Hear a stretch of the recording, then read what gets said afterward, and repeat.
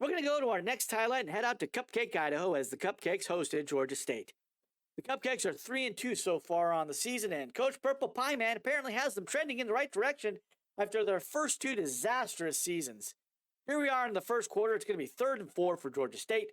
Brown's going to drop back and hit Thrash downfield, who breaks a tackle attempt on him for a 64-yard touchdown. Later in the first quarter, Georgia State's going to line up for a 52-yard field goal attempt, but the kick will fall short. Fast forwarding in the game to the second quarter, Cupcake Academy has 2nd and goal, and Red Velvet's going to punch it in from 5 yards out to make the score 7-7.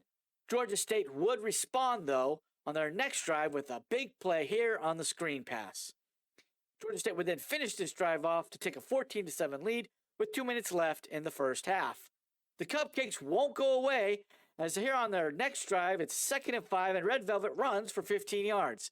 On that same drive, it's going to be 4th and 2. Coach Purple Pie Man rolls the dice, goes for it, and Funfetti gets 11 yards. The Cupcakes would then finish off this drive with a 1-yard touchdown run by Funfetti to tie the game up at 14 apiece, heading into halftime.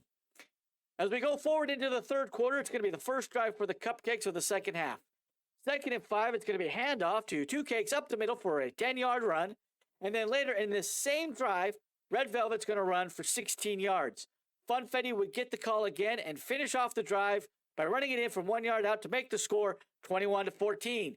Later on in the game, in the fourth quarter, Red Velvet's going to drop back and throw a disastrous interception, though, down the middle of the field. Cornelius Brown is going to take it in from 8 yards out to tie the game up at 21-21. Cupcake Academy apparently decided that they never wanted to give the ball back to Georgia State, as here they decided to go for it on 4th and 1 to keep their drive alive.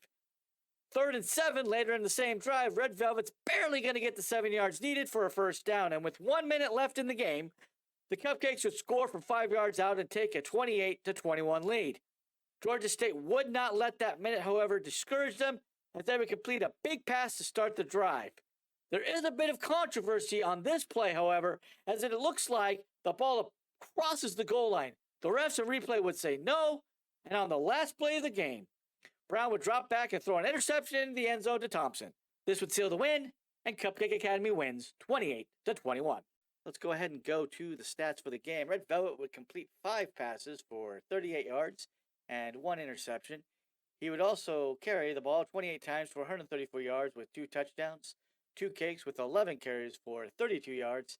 And then Funfetti would have 10 carries for 61 yards and 2 touchdowns. Receiving-wise, not that important. There would be 1 sack. Mike Oliver would lead the team in tackles, as the defense would put in a strong performance to make sure that the Cupcake Academy Cupcakes could win the game.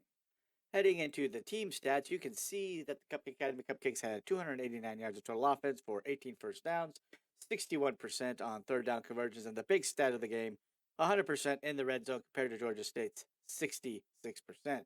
Also helping in the factor was that Cupcake Academy held the ball for 20 minutes and 48 seconds, while Georgia State only had the ball for 7 minutes and 12 seconds.